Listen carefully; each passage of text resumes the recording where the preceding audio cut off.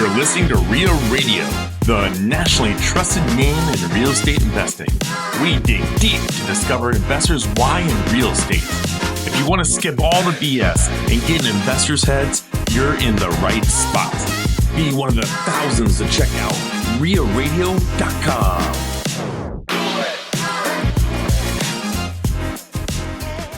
I pulled this quote because it really rang true. I work with first-time investors as well. And so this guy, Andy Frisella, you may know about him and have opinions about him, but he says certainty doesn't come before action. It comes after. You don't learn by standing on the sidelines thinking. You learn by stepping into the arena and getting punched in the mouth, then extracting the lesson. And so I think what you're saying is you're able to help people because you've extracted the lesson and you've been punched in the mouth. Welcome to REIA Radio, episode 290 with Drew Tilgner. What's going on? Thanks for having me. So this is going to be fun. We're going to do a little flip of the script today where Drew is self-describing as a rookie investor, but that is actually not true from what Ted and I just found out. But he's fairly new into his real estate journey. But we're going to do something kind of fun here. So we'll start with a little backstory on Drew.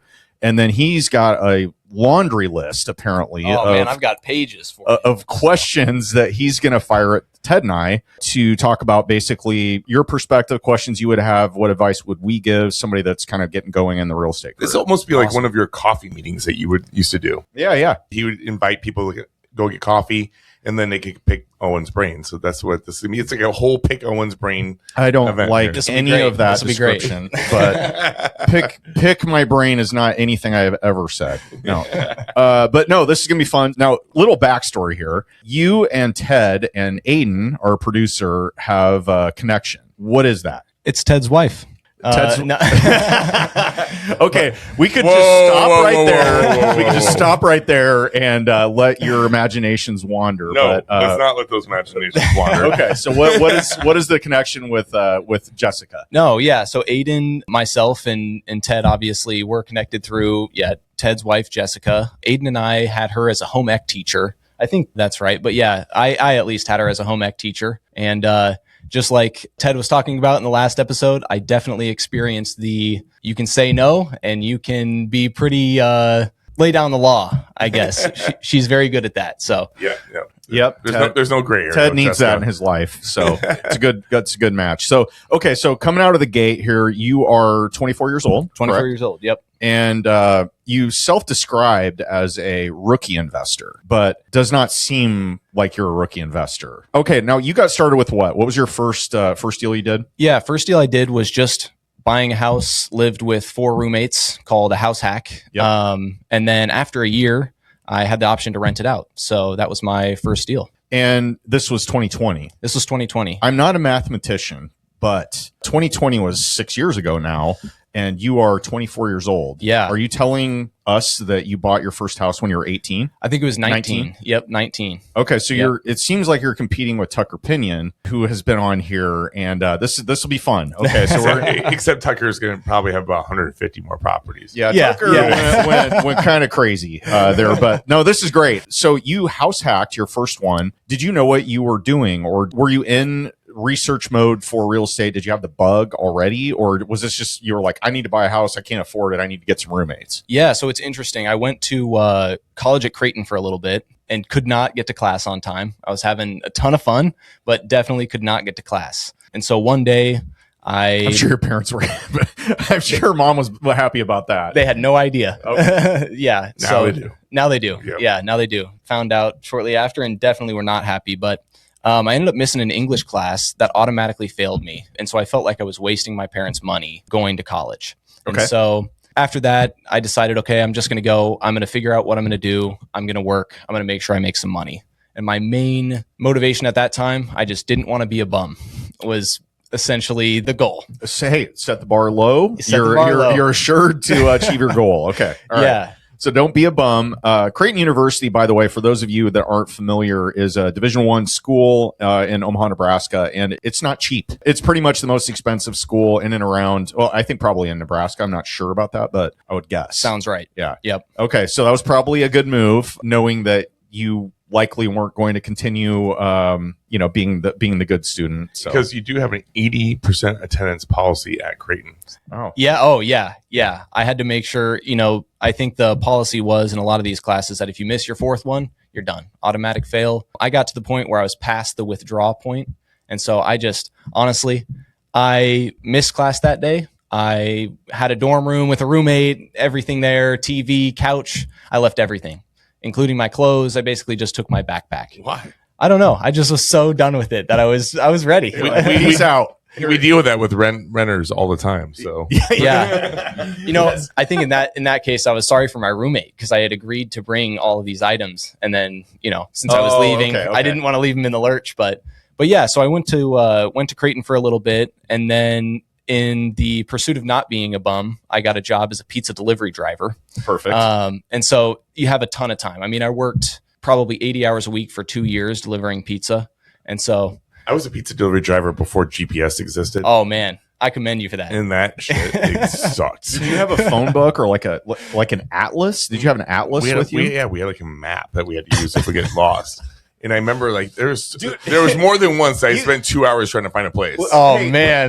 Listen, Aiden and Drew, you guys you probably don't even know what an atlas is, do you? I actually carried an atlas in my car, and I grew up big book. I grew up in a really small town, and anytime I had to go to Omaha when I had my license, I had this map or an atlas with me, and I was like, I did the same thing, Ted. I was trying to find my buddy's house that used to live where I did, and then he moved to Omaha. I got lost in Benson, like kind of the Benson area, Saddle Creek. Could not figure it out to save my life. I kept getting off on exits, and I'm like, where am I? I'm freaking out. There's no cell phones. Not like I can call somebody for help. Finally, I found a payphone, called my parents. Anyway. Back to you. No, it sucked then. So pizza deliveries. Yeah. Okay. Yeah. So pizza deliveries. And so was DoorDash around? DoorDash was not around when I started. Okay. And it might have just been getting started. Because this is 5 years ago? Yeah. 2019. Okay. 2019 is when I started. And so, you have a ton of time on the road. Like sometimes you drive just in silence because you don't want to listen to anything anymore. If you're on the road, if you're open, we were open 10 to 1 a.m. So it's a significant period of time. And I was working 80 hours a week. So to fill the time, I figured I need to learn. If I'm not going to college, I at least need to progress. I at least need to figure out something. Because when I look around at my fellow pizza delivery drivers that are 50 years old, that's not the trajectory that I'd like to go. And so, man, can you imagine a pizza driver at Owen's age? No. Stumbling out of the car. Yeah. I can't even eat pizza anymore without problems. So I don't know how these guys pre-mix old fashioned in his bottle delivering pizzas. That's my Metamucil and old fashioned mix. You sound like a coworker that I had one time. Yeah. But yeah, so, driving around, originally I had, I would watch YouTube, and BiggerPockets podcast was on YouTube. And so that's kind of what got me started. I would listen to audiobooks. Rich Dad, Poor Dad really was the impetus to me, like making sure I'm learning, trying to progress, and trying to get into rental real estate. I don't know that anyone on our 289 episodes prior has ever used the word impetus. So I'm going to go on a limb and say you probably got into Creighton because you're smart, but you just didn't have the wherewithal to go to class, and attendance was probably not. Didn't sound like that was important to you. Smart, less than zero motivation. Okay. For sure. Yeah. Okay. So house hack, how'd that go? It went great. I mean, I had 4 roommates in a 4-bedroom house. And so that there's 5 people. One person was sleeping on the couch. Was that you? That wasn't me. Okay. No, I got the big bedroom. Yeah. I did I did King well. of the castle. Yeah, definitely. Yeah. I had 4 roommates.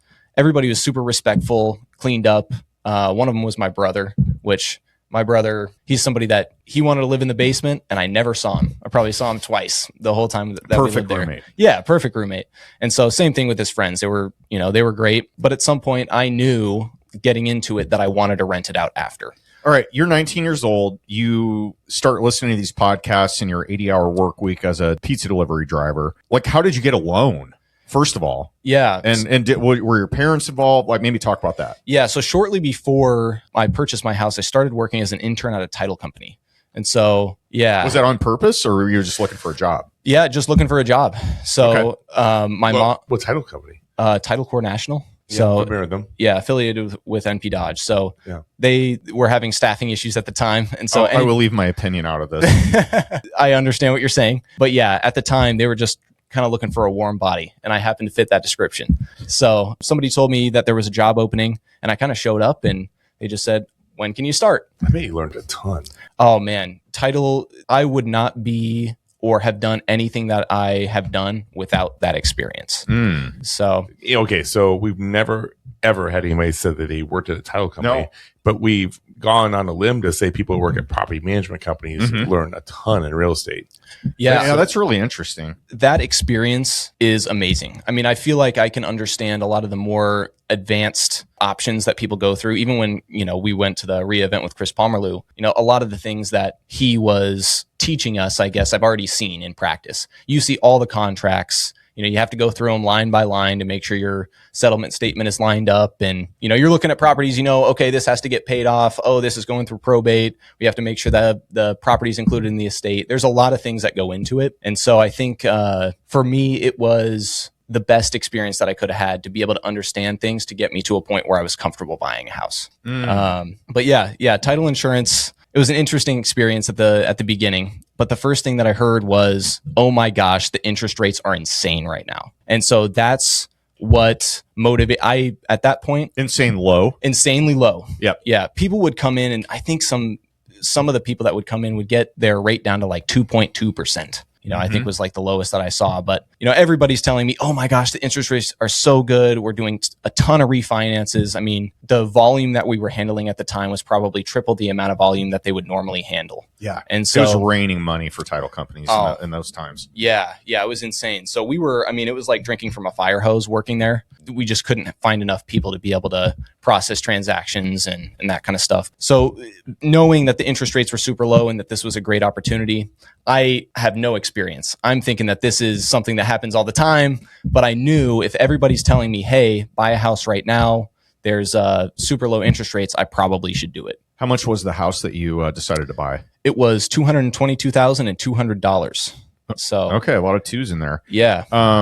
Okay, so you bought it. I assume it was 4-bed and 2-bath, 3-bath. Yeah. So there was one full bath, one half bath. So we were all sharing a bathroom. Okay. Yeah. We were slumming it a little bit. Well, at least you're dudes. I mean, you in and out. But you okay now? And in Omaha, Creighton University is kind of close to the downtown. It's kind of downtown, midtown, fringy area. Yeah. Was it close to that, or was this after Creighton that you decided to buy it? Yeah, this was after Creighton, and so it was around 120th and Center. Got it. And at this point during COVID, you couldn't find a house for $200,000. It was just it was incredibly hard. If you weren't there the first day, I mean, every single offer that I put in during COVID, basically, you're dealing with a competing offer, highest and best, cash offer, blah blah blah. Yeah, definitely. So when you did you buy title insurance? Oh, of course. Yeah. No, anybody that doesn't get title insurance, I'm telling you right now, you're an idiot. That's all I have to say. I mean, have you seen title insurance get used? Oh yeah, 100%. Yeah, title insurance companies pay out every single year. There's always issues. I mean, there were issues while I was there. And so, it's funny because we interviewed a title company owner, a large one. And at one point he's like, no, he goes, any claim that goes through, we just pay cash. Oh, really? He's like, we'd never put in the claim. Interesting. Oh, is that because they might get dropped by the underwriter? Because the rates will go up so high. On their title insurance premiums? Yeah. Huh. Yeah, I know. Wow. I think I know who you're talking about. Yeah, it's interesting. And I mean, there were definitely, there was a case where a guy owned a vacant lot and he sold his vacant lot. He had a cross-collateralized deed of trust. So he had other properties on there. Wells Fargo had a loan on it and it never got paid off. I don't remember if it was like indexed wrong with the county records or what happened to it. But, basically this guy sold it to somebody else, still had a lien on it. Wells Fargo foreclosed. Guy's not getting any notices because any notices are going to this vacant lot property, I guess. And somebody else bought it, calls us up 2 months later and says, hey, I bought this property that just got foreclosed on. You owe me some money. And so he did get a title insurance policy and, basically he had to file a claim. We are just basically an agent for a title insurance company. Yeah. They went there, they figured out, maybe it was, whatever issue it was, they ended up paying the guy out. So things do happen. And when it's a dollar amount as high as, a house, you guys are, yeah. You just don't hear those stories very often. No, you don't. But in the case where title insurance is needed, you definitely want to have it. And so I've never not bought it. Have you?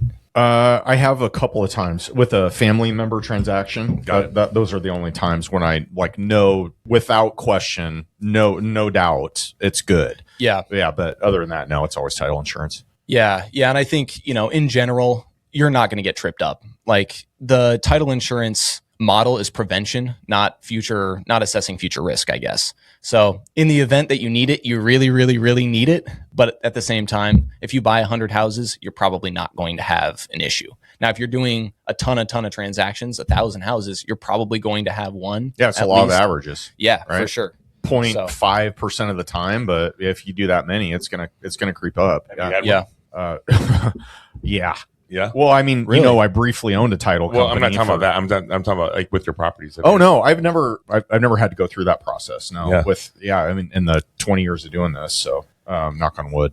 Yeah. Particle board. And I mean, there are a lot of issues that can happen. And so one of the issues that came up pretty frequently is we'd have somebody that takes out a loan. We do an initial title search right when we get the transaction, essentially. And then we'll do a check at the end of the transaction, like a day before. Sometimes what happens is they'll file something with the Register of Deeds, maybe a week prior to closing, but the Register of Deeds system doesn't update. Yeah, there's a lag. And so sometimes, I forget what the industry term is for it, but basically you check that last day, you don't see anything. Then you do a final check before you're issuing the actual policy, and then you find a lien on the property. Yep. So there's a couple times where we had to go back to somebody and say, hey, we need a bunch of money back from you.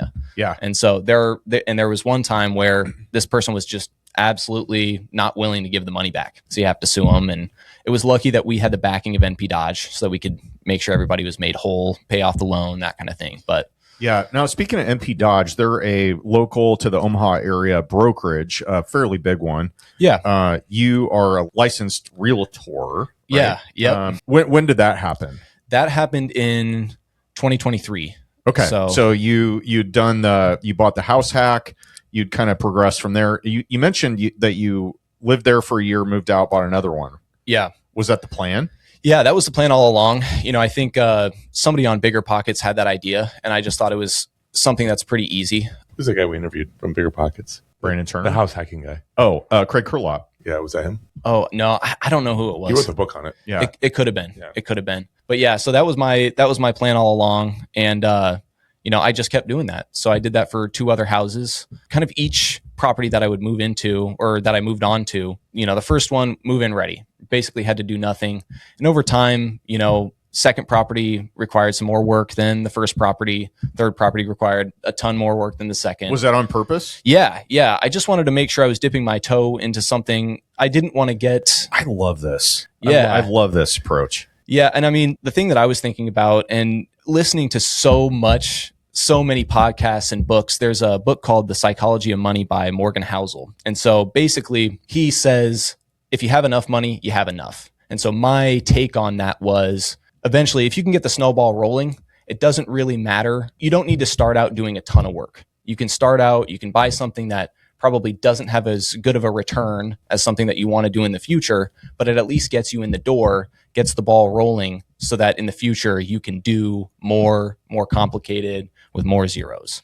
I had a conversation, actually an ongoing conversation I'm having with a realtor who I've gotten to be friends with, and they are, we're already friends, man. Ted's feeling slighted here, but they were finding deals, and they were like, hey, there's this house, and it's in a part of town that's maybe lower income. Okay. Not, I'm not a realtor. What do I care? It was in the hood. I'm just going to say it was in the hood. And they're like, yeah, what do you think of this? And like, it was a below $100,000 house, and it was like 5 bedroom, 3 bath, whatever. And they're like, this looks like a good moneymaker. I'm like, no, this is not what you want to do. I've never heard it put the way that you just put it, but I love that you started with, and I'm paraphrasing here.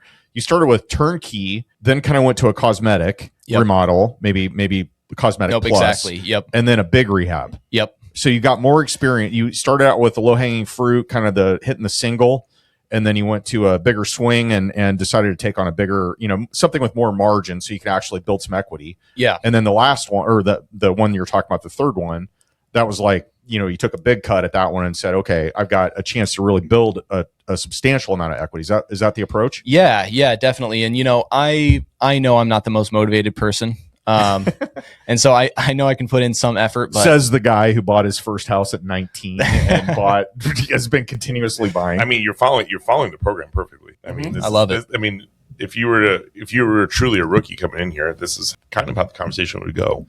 Yeah. Start with house hacking. House hack, and then a small flip, something easy, get your feet wet, go to something a little bit bigger. Yeah. And, I loved it because, like I was saying, I know that if I get myself into a big project and I am busy at work or busy doing other things, I'm not necessarily the best at following through.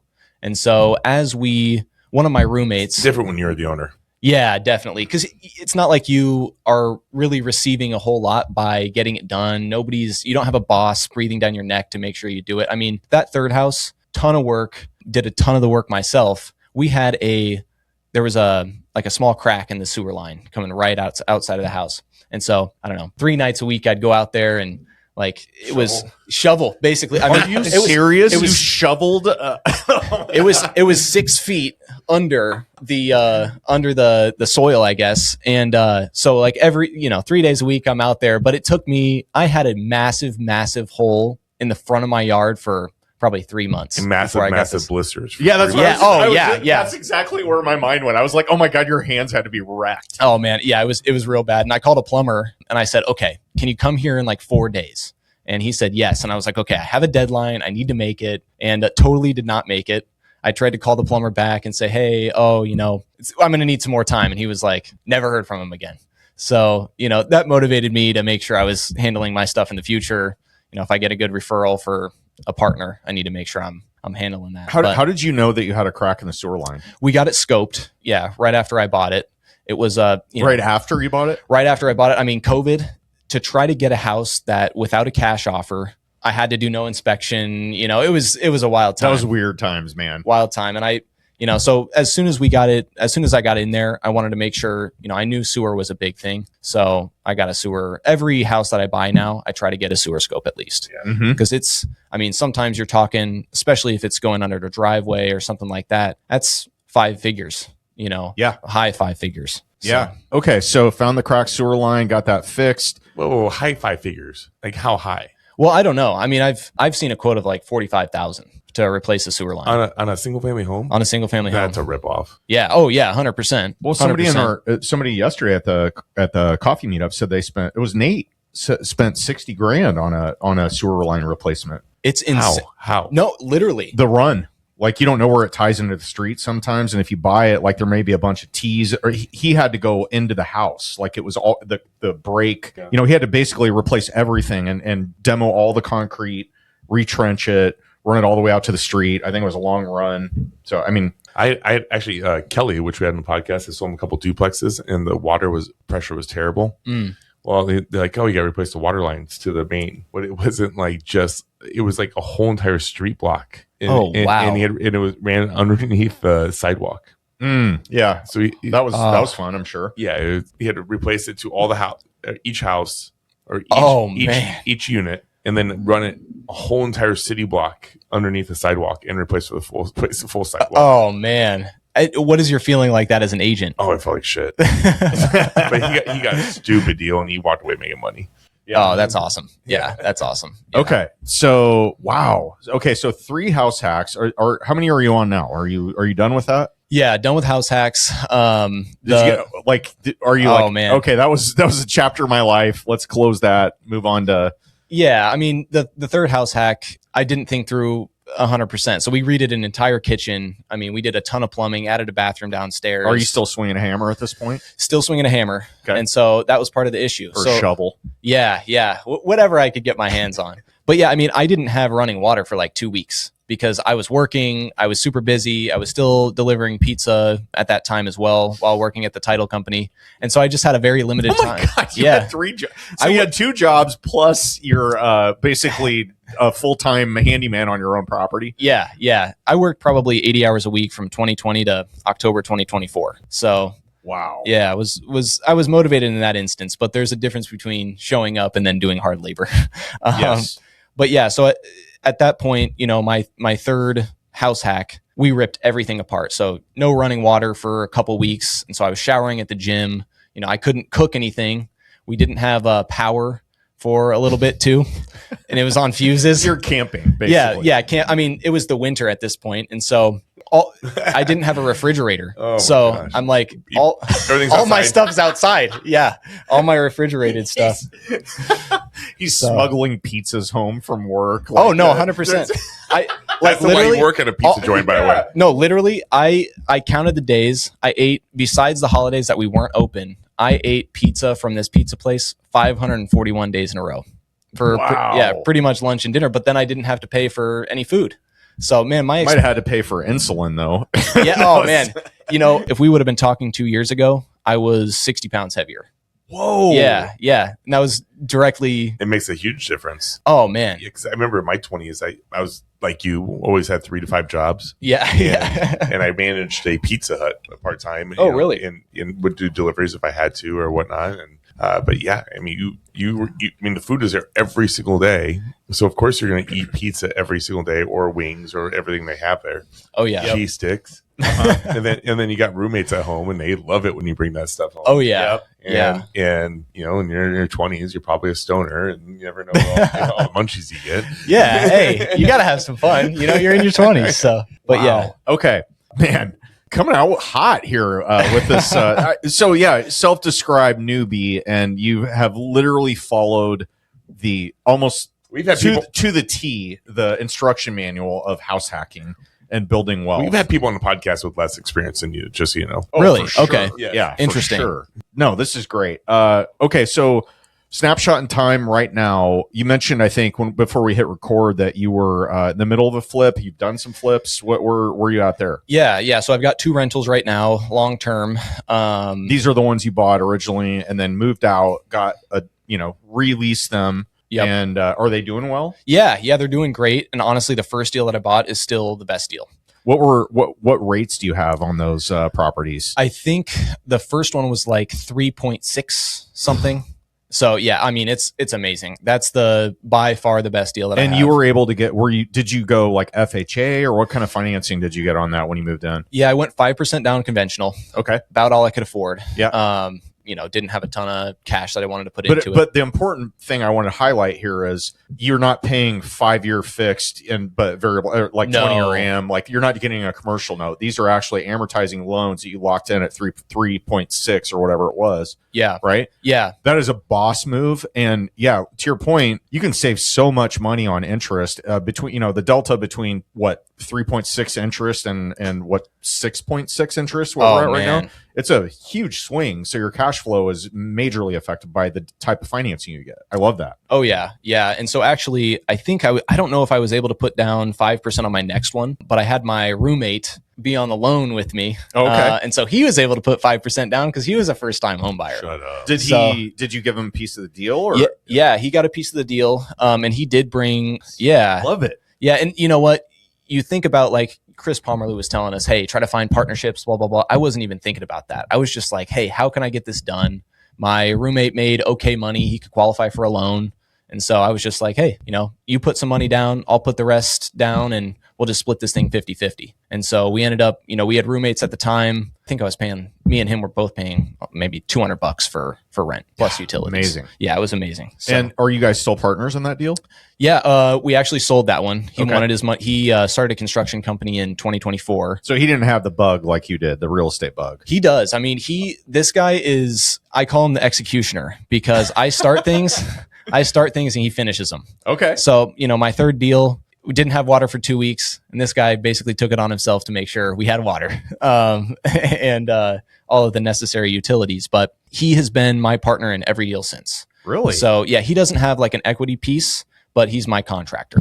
Most people categorize this as visionary and integrator. I don't know about I don't know what your title would be in this scenario, but he's the executioner. I mean, I guess we could rebrand this. You're the instigator, and he's the executioner. Yeah. There we go. Okay, There we go. all right. Yeah. We're putting a new twist on this, Ted. What title you can give us? What are you going to label this? I don't know. Well, I'm coining this term. I will. Let me marinate on this for a little bit. But okay, so he's been a partner ever since. What next? What have you been doing? So right now, currently, I have 2 other properties. One is a finished flip that we just sold. And so actually it's under contract right now. It's supposed to close end of February. Okay. So, and whoever got that deal, I mean, I'm losing money on that one. Are you? Yeah, which is fine. I was actually going to move into it. And so we did more stuff than we even, needed to do. You over improved it because you wanted it nice. Oh, yeah. Because you were going to live there. It needs a bachelor pad. Yeah. Yeah. But no, I think that hot tub, that's going to fit in the budget. We're good. It ended up being so nice and worth so much that I was like, it's going to make more sense for me to just buy another house. And so it was a little tough to let go because you have some emotions wrapped up into it, and money. Yeah, and money, but it doesn't make sense right now. So, so I have that one. That one, I mean, the people who bought that one are getting like the deal of a lifetime. Like really? Literally everything is handled for them, down to water heater, furnace, AC. There's a mini split in there, brand new roof, like literally everything. Oh man, I'm so super excited for them. But the other project that I have going on is a flip that we're currently working on around 120th and Center. And so that one I'm going to move into hopefully for a year and then probably rent it out after that. Wow. Yeah. Okay. Yeah. Now, all right, here's a question for you. So you bought some properties for 5% down. You progressively bought worse properties to make them better and add equity. How do you finance the rehab? I'm assuming you're not laying around like with millions of dollars in the bank, right? You're 24 years old. Definitely not millions, but like I said, all that tuition money you saved by not going to Creighton. I wish. That was ripped from me 100%. I did, not going to college was not a great idea. Yeah, for sure. So no, I think, from 2020 to 2024, I worked 80 hours a week. I was working at the title company, ended up being an escrow officer at the end. So made decent money, was still delivering pizza at that time. And so I was making money on my house or living in a house. My living expense was positive. So I would make money every month. So I was able to save that. I was able to save money on food because I'm eating pizza so my bills were so low that you're stacking cash. I think I saved from 2020 to 2024, I saved $6,000 a month. Dang. Yeah. So that has allowed me to have some more options as far as flips go. Wow. So quick math here. So that's what, 20 or you said $6,000 a month, 72 grand a year times 4. Yeah. So $300,000. Yeah. You've saved by working your ass off in your early 20s when you didn't have a lot of other, life obligations like, wife, kids, those kind of things. Yeah. You're stacking up cash and now you're really set up well to do a lot of different things. Yeah, definitely. Love it. And so I got a financial advisor at some point during the process because I was like, I don't want to be responsible for this amount of money. I want some advice. And so from that point, my financial advisor said, hey, give me 50% of what you have. The rest, the 50%, I would invest in real estate. And so that's what I did, from there, use that cash to do the deals that we're doing. And, to answer your question, yeah, that's the cash that I use to finance the rehab. So you use your own money for all the rehab. Yep. And then when you get done with the rehab, are you doing a refi or are you just leaving it in? What's the story, Morning Glory? Yeah. So typically if I'm going to turn it into a rental, I would refinance. Okay. Get some cash back. The flips, that's easy. I mean, you sell it and you get the money back. Yeah. Are you still getting an owner occupant type loan with this, like 5% down? When you're refinancing is where I'm going with this. Are you now in commercial or are you still kind of like skating that line of getting more, conventional products? Yeah. So you're able to do a like residential rental, 30-year amortization fixed with like a typical like FNBO or something, not the commercial department, just the regular mortgage department. And so that's the route I went. I wanted something that was fixed for 30 years that I wouldn't have to worry about. Looking back, I don't know that I would do that. Why is that? I think the rate that I got was, one of the properties that I refinanced, the rate that I got at the time just didn't make sense for me to stay there, live there for a year. It was too high. The rate was. Okay. And so I could have, even now I could probably go and get a similar rate just by going to a commercial lender and refinancing with them. So I kind of wasted, the way I view it, I kind of wasted a year by refinancing at that higher rate instead of just saying, hey, I'll take a little bit higher rate initially from, an investment product, and then I'll refinance when rates come down. Yeah. That's what I should have done. Yeah. I love that soundbite though. Okay, man, this is a lot. Yeah. I wasn't expecting this at all. Well, Drew, despite the self-deprecating that you've been insistent upon during this podcast so far, this is an amazing story. It really is. I mean, you started at 19. You've done multiple house hacks. You literally followed the playbook that BiggerPockets and a lot of really smart people have put together. And you don't see that very often. Most people will try to put their own twist on it. They'll be like, well, I know that's what they said to do, but I really saw an opportunity here. And then that's when a lot of failures start happening. If you never approached us on the rookie idea, we would just have done an interview with you and never gone this path at all. You categorized yourself as a rookie. We did not. Let's put that out because there. This could be just, we would just categorize this as somebody that's 24 years old kicking ass and let's do an interview. Do you know I think I was 29 or 30 years old before I bought my first house. Oh, wow. Okay. Yeah. That's interesting. So just keep that in mind when you're I was 28. When you're comparison's the thief of joy, but compare yourself to me, you're going to feel a lot better about yourself is what I'm saying.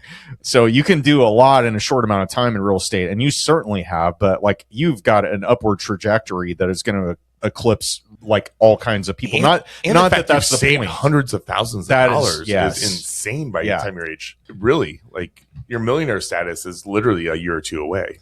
Yeah. And to me, it doesn't feel any different. You just kind of do the things on a daily basis, and somehow 5 years later, it manifests. Yep. I think I was 100-air at 24 years old. Maybe I had about $100 or some amounts of hundreds. It's because we're bartenders. Yeah, 100. Maybe I was 1,000-air. I'm not sure, but I was definitely not a millionaire. Okay, so let's do this. So as we kind of alluded to in the beginning of the podcast, Drew has a compendium of questions for us apparently here. And we want to give you the chance to fire away at us here and see what happens. Yeah. So what do you got? Yeah. First, thank you, because you guys you've seen so much and have been in the industry for so long. So I'm so thankful that I get to ask these questions. We know we're old. You don't have to. Owen's been in this for a long time. Not what I'm saying, but you know what? Mm-hmm. So I was just going to, and we kind of talked about it a little bit, but if you're 19 and you're starting over, what would you do, even from a job standpoint, going to college? What would you do if you wanted to kind of go on a progression of real estate investing or being in the real estate industry? I think you changed my mind a little bit on this one, because what the answer I've given on this numerous times is get into property management, because you get to learn how to manage, how to evict, how rents work, how to work with landlords, et cetera, et cetera, et cetera. But I'm going to tell you, I've never had anybody talk about working for a title company and thought about the benefits of that. I still think that there's probably a little bit more benefit on the property management side on handling your tenants and working with them. But you really opened my eyes, to be honest with you, on the title side and learning your contracts, reading your contracts. I think it's also the type of person you are, because not everybody can sit there. Like, I brought my mom on to my side as a realtor to help me with it, and she will read every contract word for word. Yeah. I will copy and paste it and drop it in ChatGPT and have it look at me, because I cannot do that. I cannot read the contracts. Can you? Like, I can't read every word of them. I just did a foreclosure deal for a client yesterday, and I did go through every part of the contracts I had to. Yeah. But I really didn't enjoy it. I do read contracts for people that I've never done business with repeatedly. Yes. Or companies or whatever. If it's new.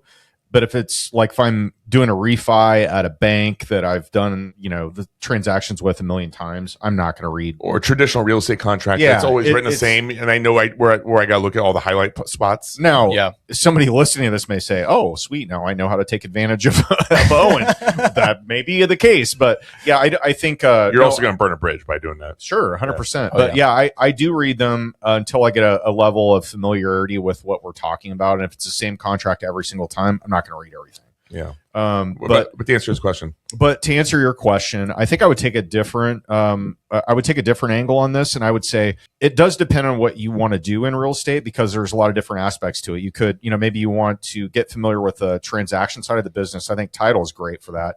If you want to get familiar with, I know I want to build wealth through rental properties. I think working for a property management company is irreplaceable experience. I think if you want to stack cash, and you did it really smart with the house hacking aspect, I would say my counterpoint to that would be, I think people really want to get into rental properties way earlier than they should. and instead of focusing on building their war chest. I think that's a mistake that a lot of people make. And I was actually having a conversation at the Omaha REIA that Ted hosted on Tuesday with a younger investor, and they're like, yeah, I want more rentals and I want more rentals. And I'm like, what are you doing for cash? Because like you can't eat equity, and burrs are a lot harder now and those kind of things. So my answer to that is I would find the biggest or most successful or best real estate investors that market for leads in the area that I live, and I would do anything I could to get a job with them, to learn their ways. Okay. And I would work as an acquisitions person eventually if I got to that point, but I would just get familiar with that. If I'm 19 years old, I don't know my ass from a hole in the ground. I would call anybody and I'd be like, I am motivated. I will work 80 hours for you. I will do everything you tell me to do. Teach me your ways. That's what I would do. Okay. I would work for somebody doing something that I want to do eventually. Okay. I'm going to tell you what right now, though, you're probably one of the most impressive people right up there with Tucker. Yes. But you literally have followed the book to the T. You've done exactly how, I mean, honestly, if this conversation comes up in the future, I'm going to drop Drew's name. Yep. Because you couldn't have done it more perfect. Maybe it's the name Drew. Drew Zaruba started when he was 19 years old. He's balling. God, he's a baller too. Yeah. Name your kid Drew. You heard it here first. There you go. But I'll be honest with you, you did follow it perfectly, and I totally think that you should maximize that. Maybe you write some blog posts on how you did it. Okay, get a little more active in the BiggerPockets forums and the REIA forums, and start posting some of your stories. I love that, Ted. That is a great tip, especially after doing this, because I really think that you can start influencing some people. I don't think you are trying to be an influencer from this quick little conversation, but the way you've done it, you could be a real influencer just because you're really doing it and you're not trying to showboat. Yeah. If I was you, I would take pictures and then tell your story. Okay. And start posting that stuff. Let people know what you're doing, because like your best friend doesn't even know what you're doing. Yeah. And there's a problem there.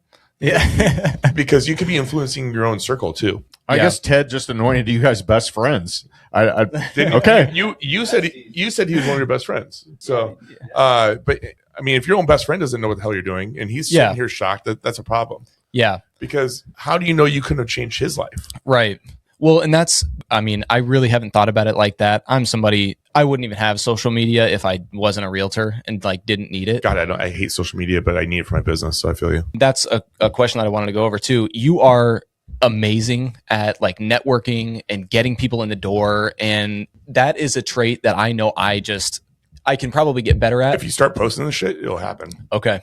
Like, I'll be honest with you. If you wanted to.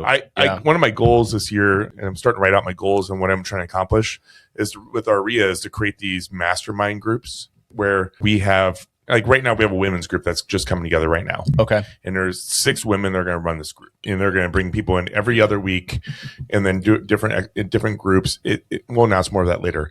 And I'm going to back it up with graphics and promotions, but you have to be a member of the Omaha REIA to join us, that mastermind group. Somebody like you that could run like a young entrepreneurs group or a rookie group would be huge. Yeah, count me in. If you want to ever have that conversation, because you really should be going down that road if you feel comfortable with that. If you can become an influencer in that category, you could really blow up.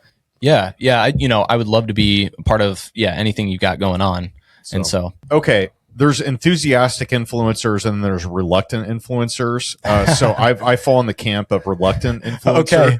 I don't necessarily like that. That's not how I identify myself, but it's where I am. Yeah. And the platforms that I'm on. And I love nothing more than the light bulb turning on for somebody that is really trying to find their way. And if I have any ability at all I can share anything with them to help kind of like smooth out the bumps in the road, I'm completely satisfied. And it makes me feel good. It fills my bucket. But you need but like a lot of times when people say influencer, they think it means social media. Yeah, okay. No. Owen, Owen's older. We're actually close to the same age, believe it or not. But I think we need to take a survey soon. Here, who looks older? I mean, I know I look like a catcher's mitt, but I'm just saying, man. Neck down. I'm saying you are ripped. I've given you mad props for being ripped. So. I can't do anything about this without spending a lot of money on plastic surgery. My point is though, he's not a social media influencer, but because of his he made a point to change the person he is and put himself out there. And so he's an influencer in our community. Yeah. And then he's able to bring people in from his influence. Yeah. So you don't have to be a social media influencer. Okay. But he does it by networking. Yeah. And that was one of the questions that I wanted to ask you is, what do you see is, like, from a networking perspective, if you're younger, you're getting into it, how would you network? What would you do to put yourself in a good position to be able to kind of foster some relationships that you'll use down the road? Because you guys are both, I mean, fantastic networkers. I mean, I remember coming into Caffeine and Cap Rates for the first time. And as somebody who is very young, everybody is older than me, you came directly to me and you were like, you made me feel welcome. And I really appreciate that. And so I guess my question is, what would you do as far as networking goes if you're starting out in real estate? What is necessary? What would you avoid? Yeah, I think a lot of people that want to be the connector or start a group like that, I think what happens is they go into it with the best intentions, and then the commitment to it fades, and the reality of the consistency that you need to have. So if you go into this, you can't just say, I'm going to go do this and be like, I have this going on, I can't do it. You literally have to block your time. Okay. There's no other, if you're going to do it, commit to it and put a consistent schedule out there. I think that's the easiest way to do it. So people, like you mentioned Caffeine and Cap Rates, the coffee meetup I started. I designed that whole thing to run without me. If I'm not there, I've got people that are going to, kind of like help run it. It's not like I'm doing a lot. I'm just introducing topics and then everybody's sharing. I love small groups. In my opinion, that's the best bang for the buck. And I know you've done both, Ted, and I don't want to steal the limelight. Yeah. But I also did an experiment. I've talked about this before. I called it 104 Coffees. I had a year, I think it was 2021, where I just created a Calendly link. And every Tuesday and Thursday, I was going to this same coffee shop at 9 a.m. And whoever wanted to grab coffee with me, the only requirement was you had to be passionate about learning more, bettering yourself, and be interested in real estate. That was it. I didn't care if you're experienced, inexperienced, whatever. And the connects I made through that have catapulted to partnerships, deals, vendors, like all kinds of relationships, more connections than I can even count. And that was 1 year of my life that I invested, we'll call it 5 hours a week, probably. And I was interested because they were interesting, and people in general are interesting to me. So everybody has their own story, what makes them tick. And that's why our podcast has such legs. We've done 290 episodes now. Yeah. Most podcasts average 7. Is that right? It's right around there. Yeah. Yeah. So the answer to that is consistency and commitment. And that is, I will stop there. First off, I 100% agree with what Owen said, and it's going to kind of mimic what I'm about to tell you. I've done work in many industries. Okay. And when I was in the nightlife industry, if I'm in the nightlife industry, I need to be in the bars in the nightlife. But it wasn't just bars; it was everything that was associated with my business, and I was consistent with it every night, every weekend, and I was a presence. When it comes to when I got into real estate, and I decided I was an investment real estate agent at the time. And I naturally just said, where is all the networking groups I can go to? So locally, I found the MOPOA, the REIA. So I went to those meetings, and I was active in them. Okay.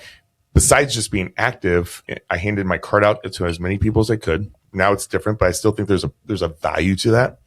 But also with my card was an attached, here's my off-market properties I found, or here's my listings I found. So every weekend I showed up, I had a spreadsheet with all the properties that I had off-market with all my numbers on them. Oh, man. And so it started becoming known. Hey, Ted, where's your list? Hey, Ted, where's your list? So I went to every single event, unless like some circumstance prevented me. And I did that for 5 years. Oh, man. So I got in 2015 as a realtor. At that point, I was such a presence that I was reading a book or listening to a podcast, I don't remember what it was, and it said, own your local REIA or start your local REIA or start a meetup group. And I approached the owner of it, which joked about wanting to retire to Florida. I'm like, hey, Andy, I go, hey, if you ever retire, I'd love to take over your group. A year later, he's like, hey, you're the only person that's ever said that to me. And worked out a deal, and here we are today. It's led to everything you see now, right? But it was my consistency in showing that I was involved. Because if I was ever sell my group in the future, I'm going to look at the people that are involved. I'm going to look at how they interact. before I'd even consider it, right? Yeah. So it takes a really special person to do it. It takes a natural networker to run a group. So you need to find that consistency, find that group, and be a part of everything. Or create it. Okay. I wrote down 3 words: commitment, consistency, and value. You have to add value. So I make this analogy quite a bit. I can't remember if I ever have on this podcast, but bacon and eggs. You know, the chicken's involved, but the pig is committed. Yeah. Right. So there's a lot of people that go to meetups, they go watch the speaker, and then they peace out right after. They do an Irish goodbye, and nobody knows who they are, what they do, any of that. Right. Yeah. You go to our event, the happy hour event, all the deals happen at the happy hour event. I mean, that's fine if you just want to learn and maybe, and I get it. Some people have extreme social anxiety. Like, I get it. Like, I totally get it. Not everybody is comfortable just talking to strangers for a couple hours straight. I mean, it's exhausting for everyone. I think you have to be honest with yourself about what your personality type is and what your interests are and where you actually want to go with this. So you don't have to be Ted. You don't have to be Owen. Find your own thing and say, you know what? I want to connect with other, people that are in their 20s that are trying to figure this out. They want something better for themselves. They don't want to go the traditional route, which is work for an employer for 30 years, and maybe they get they save money in their 401k. Maybe they get a pension if they work for the government or whatever. Like, you find your niche and you find people that are going to resonate with you, and maybe they have a similar backstory, or maybe you just want to, give a hand up, not a handout, and teach people and shortcut things. That's what I get the biggest pump out of doing this, is like the light bulbs going on for people that are trying to figure it out and they just haven't connected the dots. But also it's fostering relationships with those people, because here's the deal, man. Like, you self-described as somebody that's really not motivated, but I would counter that and say you're motivated when you're passionate about something. Mm-hmm. And if you have a goal in mind, so that is a completely different thing. You're also known as a business owner. Yeah. And you were steered down a path of going to, Creighton University, the traditional college education route, is something to where it's a system. They have it. You're supposed to learn about economics and accounting and like marketing and like, depending on what your degree is in. I mean, unless you're really specialized, if you're just getting general education, you're probably learning about a whole bunch of stuff you're never going to use. Mm-hmm. And that's just a fact. Yep. So it's understandable that kids are not passionate about going to college, going to certain classes, because they're never going to use some of that stuff. And that is a fact. Yeah. So I think when you find something you're passionate about and you're willing to put 80 hours of work into it just to pursue those things, that's your answer. And then connecting with other people that are like-minded, or that people that you want to surround yourself with. Those are the questions you have to ask. And then you assemble your mastermind or your group or your networking around that. So Don't be us, be you, figure out what it is, and then put a framework around that. And I guess to wrap this up before I go to the next question, if you're listening to this, the thing that makes me laugh the most inside is the person that shows up like once a year and like, oh, I have all these commitments, and I'm sitting here and I'm like, man, I'm in either a partner or have 5 or 6 companies. I coach most nights of the week, but when I approach coaching, for instance, I told the other coach, I'm like, hey, just so you know, on first Tuesdays I'm networking. And then I also have a cigar night that's on a coaching night. I make a time for that. I make time for the things that I love and the time for things that help my business. Okay. So, if you truly have a passion for it, I get it. Don't take away from your kids. Don't do this and this. But if you're truly passionate and you want to grow, you make time for the things that are important too. When somebody says something like that, what they're really saying is, I don't put priority on this. That's exactly what they're saying. Don't give me an excuse. I don't care. You can't create passion for or interest or priority for someone else. That's up to them. So it's their deal. If they make it a priority, if they're interested, they're going to be there. So what they're saying by not being there, they have other stuff going on. I get it. Like, you have kids, I have kids, people have stuff, life stuff. Like Owen, you can't go to all events, but when it comes, he has golf league on the same nights as REIA. He's like, those nights I won't be there. Yeah. But otherwise, he doesn't miss shit. Yeah, I mean, so it's got the commitment, and he's got some severe priorities. I'm very proud of him, but I got teenage daughters, and their shit's going on. I'm not going to miss it. Yeah, that's a fact. There's a small window, right? I got a diminishing amount of time with my kids and my family unit as it exists right now before they go off to college, and then we'll see Owen all the time. Yeah, it gets harder and harder to spend time with your kids the older they get, because they have different priorities too. They develop social circles, and you're less interesting. So that's where I'm at right now. So it's like, I got to take advantage of the time I got. I got 40 years left probably. So 40, 50, 60, maybe. Yeah, right. I'm going to live longer than you. We already have a bet about this.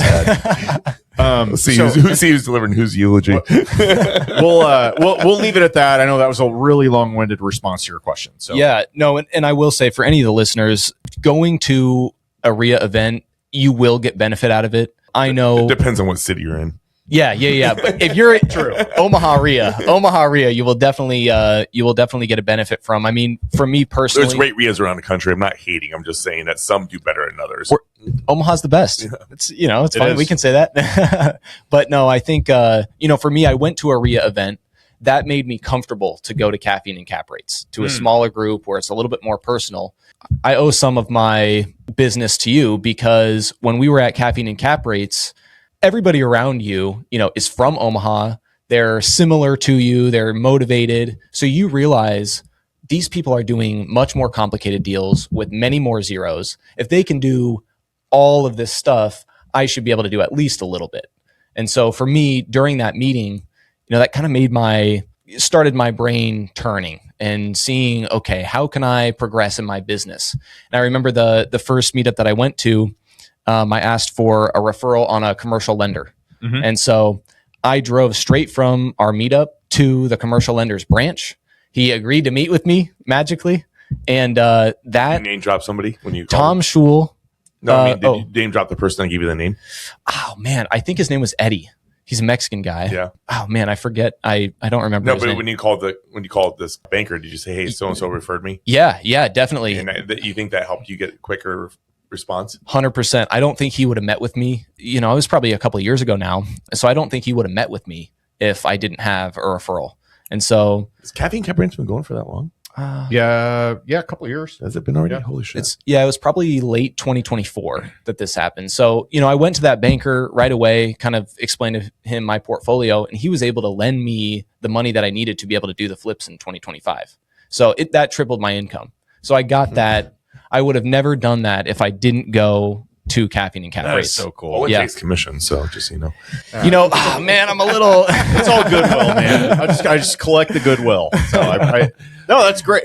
That is why I do this personally. Like getting back to how you do it, why you do it. That makes me feel awesome about me. So it's a selfish reason that I had a small part of that, because just creating the forum where people can get together and collaborate and exchange ideas and make partnerships and do deals, get referrals. I get such satisfaction out of that. It's like sitting and watching your kid just, take shape in front of your eyes and really just start to get a hold of, take life by the horns and do some cool things. That's, I don't know. I can wax poetic about that group, but I really love it. And I appreciate you saying that. And I'm glad you got something out of it. Yeah, definitely. And, I guess kind of just going on with our trend of questions of, kind of starting out. You mentioned originally when you met somebody at the REIA, or you were talking to somebody at the REIA, you were saying, hey, what are you doing for cash flow? What are you doing to build and be able to make sure you have equity? Is there a minimum dollar amount that you think somebody that is getting into real estate should have? What do you think about the zero down, borrow everything type model? I'll let Owen take that one.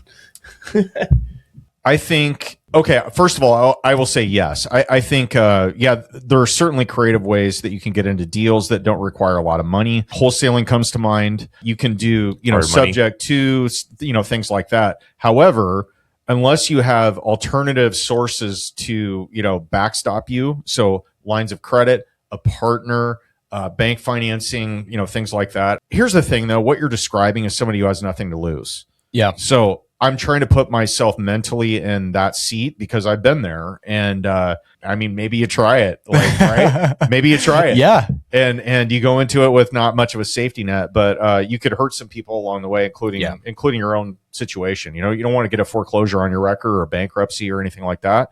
You may not have any money to lose, but those things stick with you for a long time.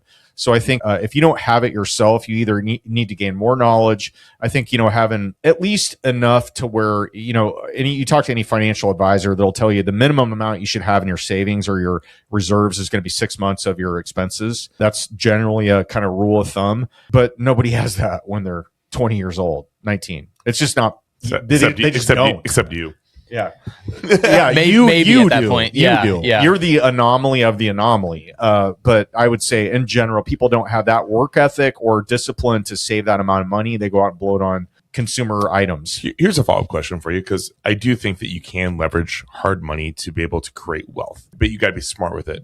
As a hard money lender, when you get somebody that's 18, 19, 20, 21 years old, what type of caution are you guys taking with lending somebody of that age? Well, the big that's a good question. The big thing is, so hard money is basically if you don't have the reserves, you have maybe all your capitals deployed, whatever. People use hard money for different reasons, but the nice thing about it is it's asset-based lending, so they don't care necessarily about your credit, your backstory as well. They care about your backstory. They want to make sure you're going to be a good steward of the money you get, and you know what you're doing. You're not going to F it up and do a gigantic rehab and all that, right? So there's that. But I think when you're 19, I think the best approach is, if you want to go into this and start investing in real estate, have somebody that knows what they're doing in your corner, whether formally or as a partner or informally as an advisor. But one thing you have to keep in mind about hard money is you borrow it, you have to make payments. Mm-hmm. So if you don't have anything in reserves, you shouldn't do it. So I think you either need to have it in reserves, or you need to have access to somebody that does it, or credit or whatever. So I think it's very risky to do that before you're well capitalized, or at least well enough capitalized to do one deal. And then you start building your war chest, right? Then you can kind of use that as a snowball effect and use that money, and eventually you don't have to use hard money if you're doing a consistent amount of deals that isn't a crazy amount. But as a lender, though, how does age play a factor? According to the discrimination laws in the States, I would say no, age is not a factor. However, experience is. So I would say age doesn't matter. When he's 24 years old, he is not the same. Drew is not the same as Aiden. They're the same age, but they have crazy different experience levels. You've been through flips and house hacks and all that stuff. I'd evaluate you a lot differently than I would somebody like Aiden that doesn't have real estate experience. Okay, so I guess maybe you can't answer this, but if he's 18 years old getting his first house hack, how do you guys look at that? So you can't discriminate, and you're going to just look at the deal and does this make sense? Is there legs on it? Or, or is there a different rates or can you not look at it like that because of discrimination? I don't know. I'm asking. Yeah, there's certainly there's definitely gonna be some lenders. There's certainly lenders that will factor. I would.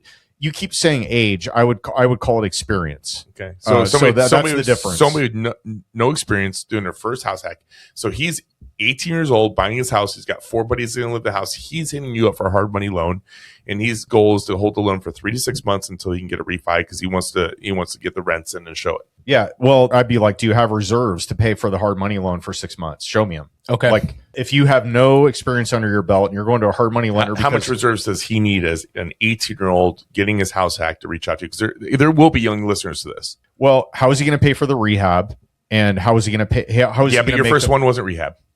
Nope. It was turnkey. Okay, Yep. So then my question was, if it was turnkey, where are you going to get the 20% that equity spread that it's going to require for you to get a commercial loan to refi out of that? So if I'm a hard money lender, my notes are 6 months. It's not designed for somebody to buy a rental property unless they're going to refi out of it. And if they are going to refi out of it, if you go in and buy a retail listing and it's $200,000 and it's worth $200,000, how are you going to come up with 20% down? So that's $40,000. I need to know that you have $40,000. Otherwise, you're going to have to leave money in the deal. And if there's money left in the deal, is it my money as the hard money lender? Because that's not what I want. Mm-hmm. You got to have the money or access to it. So I'm gonna require a cosigner that's going to personally guarantee that. Yep. And if there's payments due to me, then that's where it's going to be coming from. I need to understand how you're going to pay me back and how you're going to make the payments. That's what I want to know. And this is important, I think, for people here, because I just educated a very close longtime friend on buying a house. He was buying a foreclosure property, and it was all for cash. He owns several companies, and I had to educate him. He's like, I don't have X amount of money. It was a substantial amount of money to buy this off-market home, but it was also priced down because of foreclosure. We got about $200,000 to $300,000 under price. Oh my gosh! And I'm like, this is a deal. If you don't buy it, I'm gonna buy it. And we went through the whole process, and I had to tell him, I'm like, by the way, you need to make sure your LLC is active, because he didn't know that you had an LLC to get hard money. Right. So he has LLC active to make sure that he could get that, and then I had to teach him about the fact that he's going to have to refinance that under a commercial loan, because he's like, I'm just going to do a traditional house loan. I'm like, oh no, this is now owned by the LLC. You could buy it from the business. I go, but in this case, because it need work, it's best to keep it in the business, do the work, and then you need to pay rent to your company that's going to own the home. That's a reasonable rent that it covers the mortgage amount. I explained all this. It was quite interesting to go over it. And a person that's never done real estate, it was kind of mind blowing to explain all this. Well, I think your point is great, because what you're saying is find somebody who knows how to navigate you through that process. And I think, like, using you as a realtor, the investment agents, a true investment agent that owns properties and done for their own portfolio, I think is really important. Yeah. And I mean, even in that scenario, I'm thinking through it and I'm saying, okay, you can buy it in an LLC before you can get a residential mortgage. You just have to deed it to yourself beforehand. And then after closing, you're supposed to get approval from the bank to be able to deed it back to your LLC. A lot of people do it and never have an issue, but there's ways around it as long as you know what you're doing and you've been through it. Yeah, and the other part of this was, just because of experience, and a lot of agents don't cover this with their clients, is I'm like, before we even go forward, you need to go talk to your commercial lender and make sure they're willing to refi you. And that kind of blew him out. He's like, what do you mean? He goes, I got a ton of money. I go talk to your lender, make sure you can refi you, make sure you're okay with the terms. Yeah. So we went through that process before we even put an offer in. I love that, because a lot of people get to the refinance and then realize, oh, I'm going to have a real issue. Like we were saying earlier, I put 5% down, but when I have to get cash out, I have to keep 25% or 20% in the deal. Yeah. And so that's in this one, when they refinance, they should be walking out with potentially a couple $100,000. You would be amazed at how many pretty experienced real estate investors. Like, I go through this kind of mental exercise with them because they'll want to BRRRR a property. BRRRR was the hot thing for a long time, and it's it still works, but it's much harder when interest rates go up, right? But you'd be surprised, and I'll be like, okay, explain to me, if you get to the point something goes sideways in your rehab and you go to refinance this, are you going to put money into it? Are you going to leave 10 grand, 15 grand, 20 grand, 50 grand? What depends on the deal. And they'll be like, what do you mean? And I'm like, yeah, well, you go to a commercial lender, the best you're going to find is 80% generally. Yeah. Generally. Totally. Yeah. Unless you got a ton of experience. So you have $100,000 property that's 20 grand. You got to have that, at least that much cash in the deal. And if it's not your cash, where's it coming from? So that's the whole conversation. Not thin air. Yeah. You got to think at the end game and work backwards with when you're gonna keep a property. Flipping's different. If you got margin, maybe you make $5,000. Okay, yeah, that's not a great flip, but you still made money. You may lose money. We've talked about this, earlier, but yeah. So that's kind of the thought track. And so, you were talking about helping somebody through their first deal. I think there's a lot of people who come to the REIA meetups, who even the caffeine and cap rates, who haven't done a deal yet. There's a lot of people who are collecting information, and they collect it from a reputable source like yourselves or BiggerPockets or something like that. What do you see that separates the people who are constantly kind of doing the mental masturbation of, I want to get into real estate, versus the people who go out and they buy a deal? Is there any trend? I wrote this down actually before you asked this question, and I wrote down action taker, which I was describing you. So I'm just kind of having my notes for the podcast here. So those are the people that move the needle. This is like freshman orientation. You go to class and you see the same person. Then 4 or 5 years later, you're like, oh, I skipped all these classes or whatever. And I graduated and they're now doctors. So the action takers that's where the rubber meets the road. So the people that maybe haven't figured it all out, the ones that don't need to have 100% of the plan figured out before they take any action, because you'll never, ever, ever get there, ever. I think it was Kevin O'Leary that said, when you have 70% of the information, that's enough for you to make a decision. So I think those are the ones that, when they feel comfortable enough with the research they've done, the validation they've gotten through people that have actually done it, then they make the decision. And yes, there's a variability of whether you're going to be successful or a failure. But the people that consistently take action and do the things that they've been advised about, that they have been proven out with successful people, those are the ones that escalate to a point where they eclipse everyone. And I think that's a great point, because you said, basically take the advisement. Don't hear the advice and then do nothing with it. I mean, my first deal, my first flip, I had a guy in my office and he basically said, he's an old guy. He's, I don't know, maybe 65 years old or something like that. And he basically said, buy this, you will make money. And so, I bought it and I did make money. I made a fair amount of money, but you have to take that advice. And I think when I was listening to your podcast, Ted, with you and Kelly, you can help somebody and you can show somebody the way, but Kelly had to be the person to say, okay, yes, I will do this and I trust you. And so I feel like you have to have that as well. I also think the wealth comes in holding long term. Okay. So you have to be in it for a while. I mean, it's got to be 10 years. I told that to everyone. You got to give it 10 years. You're not going to enjoy the appreciation that happens. And that is, a lot of people say, oh, appreciation is the icing on the cake. It is not. It crushes cash flow over time. You give it enough time and a long time horizon, appreciation is not even close. It will trounce cash flow. The only properties I've sold is because I've had to. So I've sold most of my portfolio because I had to pay for partnership debts or, other things. It isn't because I wanted to. Yeah. And the one property that I bought in 2008, I still own today. I bought it for $70. Yes, I've done some renovation work, but it's worth right now between $315 and $330. Oh man. So it comes with holding. But I mean, don't get me wrong. There's properties I've held for 3-4 years and made great money. We talk about a property I bought in 2019. I sold a year and a half ago. And I bought it for $11,000, put 80 into it, sold it for $215, I think. But but also in the middle there, I made money.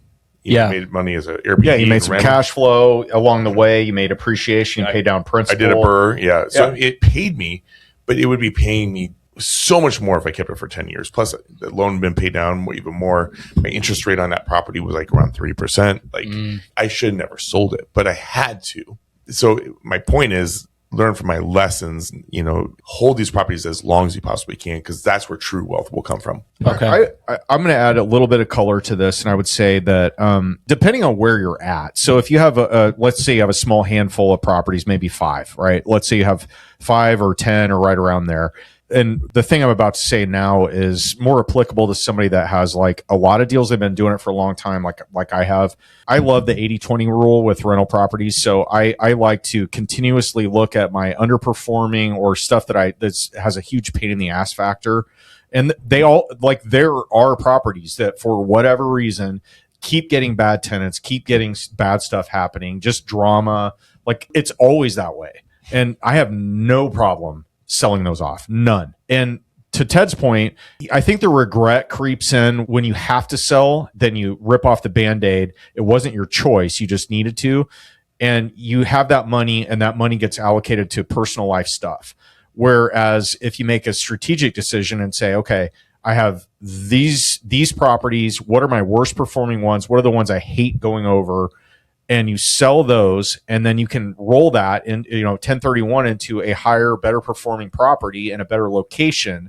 That's always been the way I look at it. Okay. And I've done a mix of both over the years. So you get, I'm not immune to, it's not like I'm sitting here like Scrooge McDuck and I have no worries, right? I have life stuff. I got 2 kids that are going to be going to college here in the next few years. So I got real expenses. So sometimes I need to sell, recoup that cash.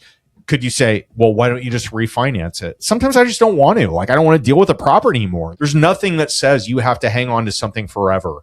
And you will hear people that will tell you that the best timeline is just hanging on to it till you die. I call bullshit on that. There's a time and a place to own a property, and it has a useful life for you. It will always exist, until it burns down or whatever. But it doesn't have to be that for you. You don't have to feel guilty about selling something. You can always roll it, do it for life stuff. But if you just keep the machine going, you're going to be great. For an example, I've talked about, I don't have a huge portfolio, so I talk about a lot of the same stuff over and over again. But I had a little Airbnb. I bought it for $40,000. It was like 800 or 600 square foot. It profited me over $1,000 a month. It did really well. And I ended up selling it for like $185 after putting a $40,000 investment on it. It was a good property. I had it for 3-4 years. But I was able to take that. I did a 1031, bought a little car wash, and that, which you're excited about. I love it. It's fun. I have way more excitement about that property than that previous property, even though it was a little mini gold mine for me. Yeah, in the property world, right? But I've taken that property, did this 1031 exchange, and so I won't pay taxes on it. I have this car wash that should net me, with the improvements, over $40,000.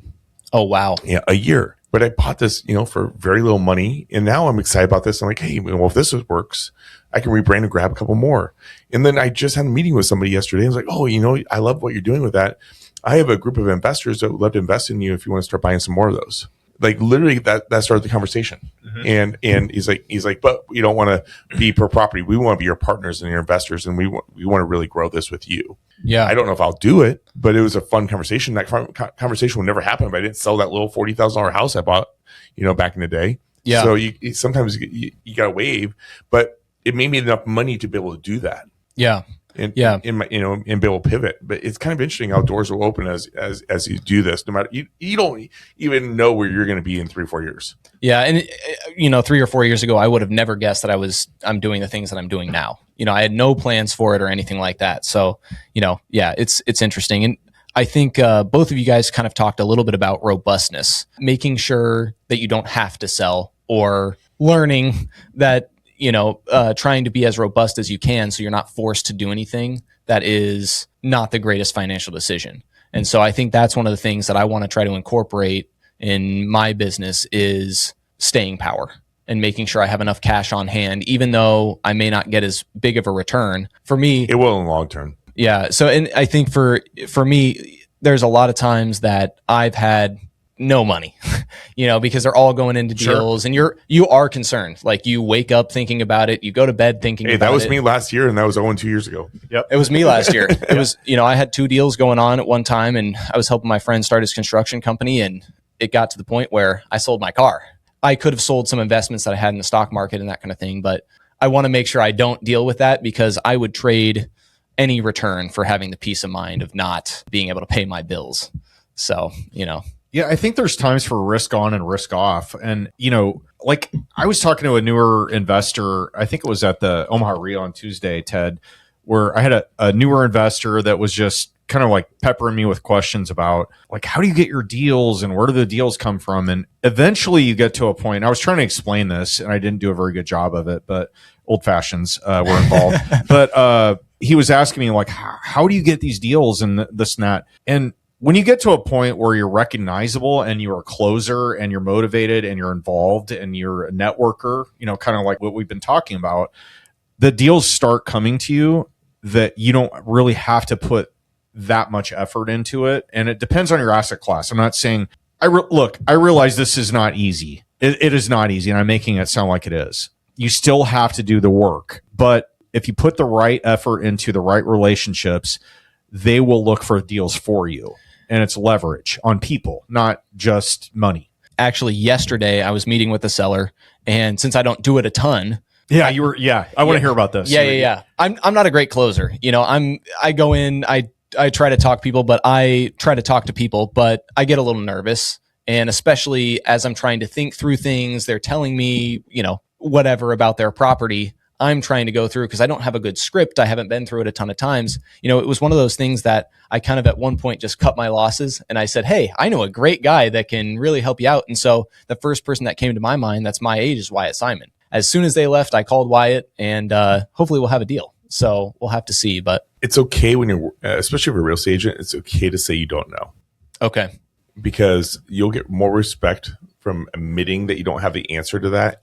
I think this is a lesson in life. People know. Yeah. If you don't know what you're talking, I mean, it comes through. Yeah. You know what I mean? It's like you can't hide that. But I use it as leverage. Like, hey, I don't have the answer to that. And I want to make sure that any answer I give you is 100% the right answer, because I don't want to screw you in any sort of way.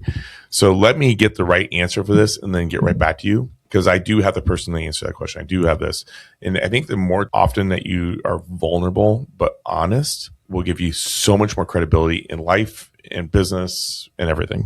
If you can look somebody in the eye that has a problem and tell them, I will find out how to solve your problem in whatever fashion that looks like, they want you to help them. You know what I mean? Because people that need or want to sell a house, motivated seller, they have problems that aren't related generally to the real estate. Usually it's a life problem of some type that is causing them to need to sell that in a quick way, in as is condition or whatever it is. They have life problems. So they need you to understand what their life problems are. And even if you're not the person that has all the answers, you need to tell them, I don't have all the answers, but I know people who do.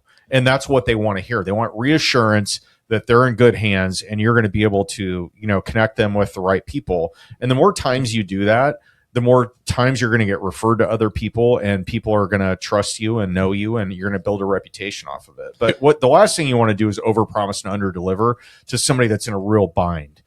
Somebody that's facing foreclosure, or somebody that's, bankruptcy is looming, or they got a crap ton of medical bills. They have to move and they don't know what to do with the house. All those kind of things. People need somebody reliable, and they just want you to help.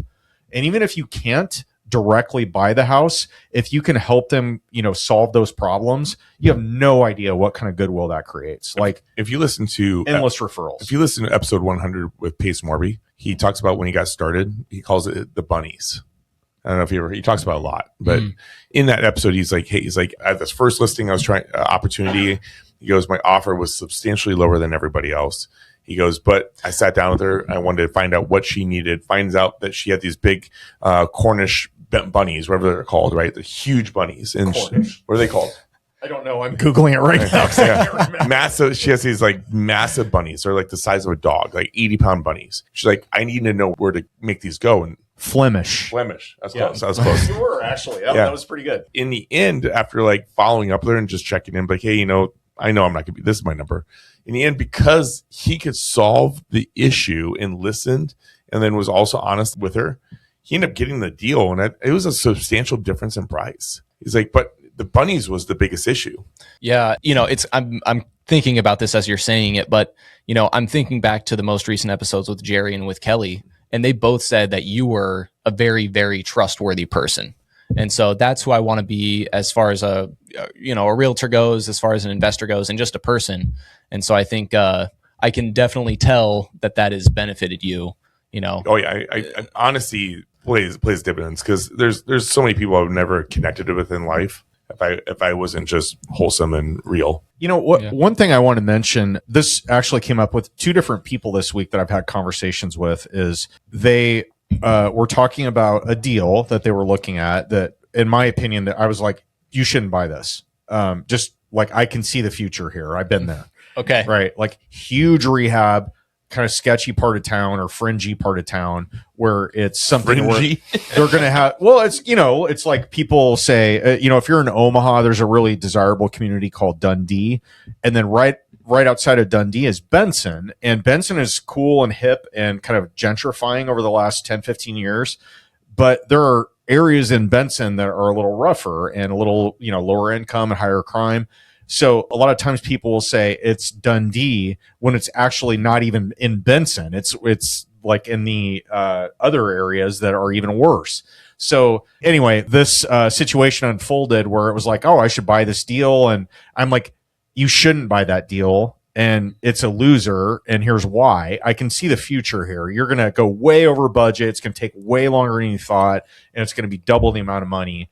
And then, didn't end up doing it, which I'm thankful for, because, I don't want to see people fail and stuff like that. But if you go into it, you got to have the right mindset and the right assessment of what your actual capabilities are in realizing the future, and take advice from people that have been there. Yeah. And I love that, because, you talked about having 70% of the information is enough to go on to be able to do a deal. Yep. And part of that is trying to source other people that have done it.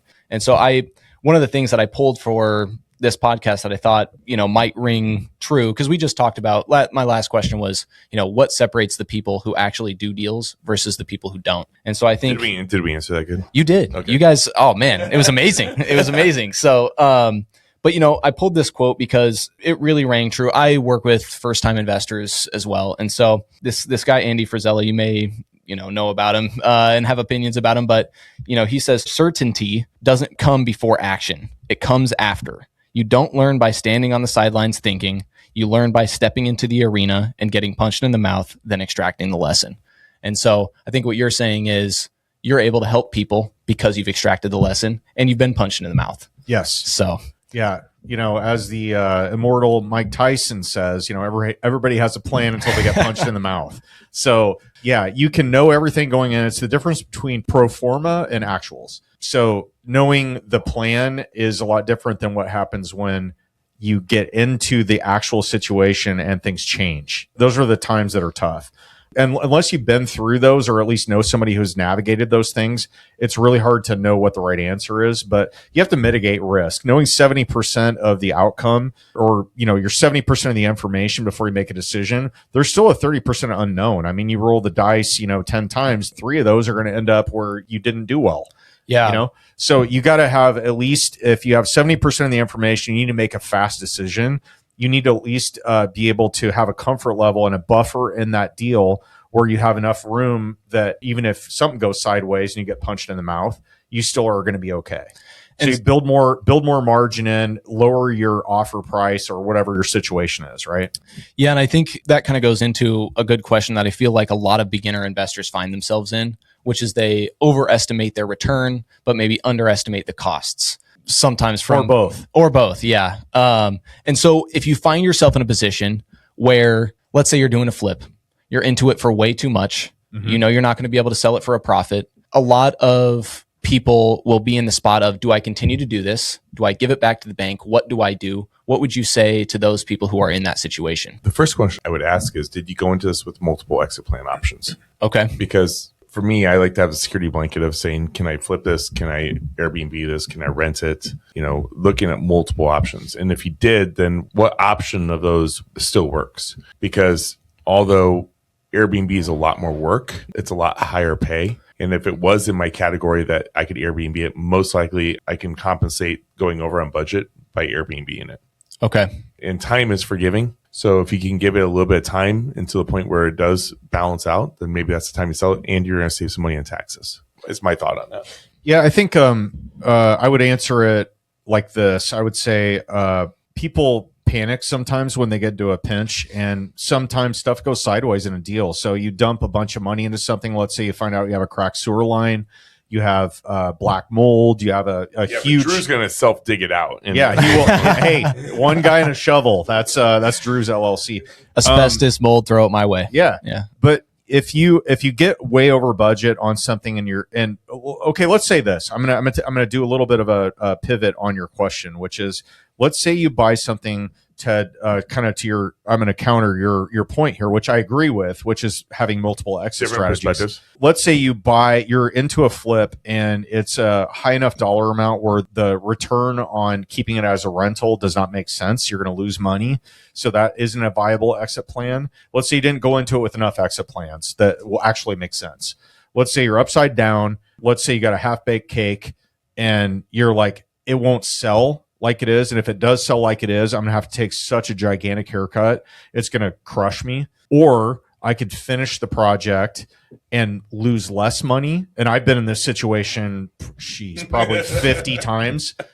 Seriously. I have had this exact conversation with my business partners and whatever. And like, we have one in Lincoln that we're doing right now where it's like, I know we are going to lose money, but we're going to lose less money if we put money into it. So that's the weird dichotomy between a flip or the, flipping it, the transaction when you buy and when you sell. Sometimes that's the right answer. Sometimes you just have to rip the Band-Aid off. Now, here's the panic button moment that a lot of people go through, especially if they're not very experienced in this. The default will be, I'm going to bail and just declare bankruptcy and take that way out so I can just not be on the hook for all this. I think the counterpoint to that would be is you work your ass off to find a partner that you can pay back, whether it's a family member, friend, private money lender, whatever it is. You figure out a way to make your lenders whole. And I cannot tell you what kind of credibility that will give you. We've had borrowers with liquid lending. We've done probably 550 loans, I think, in the last 5 years, five and a quarter years. So 100, 110 loans a year. And we've had people that have gone through really tough spots that have called us and they were proactive and they said, hey, this is going sideways. Just heads up. This is going to be hard to dig out of this. And we've worked with them. What my point on this is, over communicate when you have problems, because the more people understand about your situation, the more empathetic they're going to be. The less they understand, the more judgmental and they're going to assume that you're doing something shady. Yeah. So over communicate for empathy and to try to work out a win-win. And people are going to I think that's the best way to approach it. Sometimes you just have to rip the Band-Aid off and just take the L. Okay. And it sucks. And if you take a $40,000 or $50,000 loss, figure out a way to find somebody that has that money and pay them back. Okay. And I think that's a much better answer than, declaring BK or foreclosure or whatever to take the easy way out. And look, I know that's not a blanket statement. There's all kinds of scenarios. I can't encapsulate all of them, but if you have other options, create other options by having conversations with people that have access to capital that can make this at least a win-loss, not a loss-loss. Okay. Cool. All right. Awesome. Well, so for somebody who's a little bit more intermediate, that maybe they have a couple rentals, they're a little bit more active in investing, where do people go from that? Do you think that they should try to move on to multifamily as quick as they can? Do you think they should try to do what they know, which is, single family rentals or flips?